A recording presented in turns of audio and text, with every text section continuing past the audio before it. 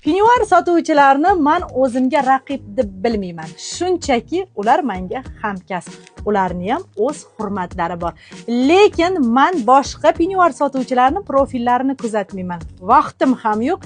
Ishim to'g'risini aytsam boshimdan oshib yotibdi. 99 ming so'mlik, 66 ming so'mlik, 33 ming so'mlik degan takliflar menda bo'lmagan, bo'lmaydi ham inshaalloh. Men rad etilmas takliflar bilan chiqaman.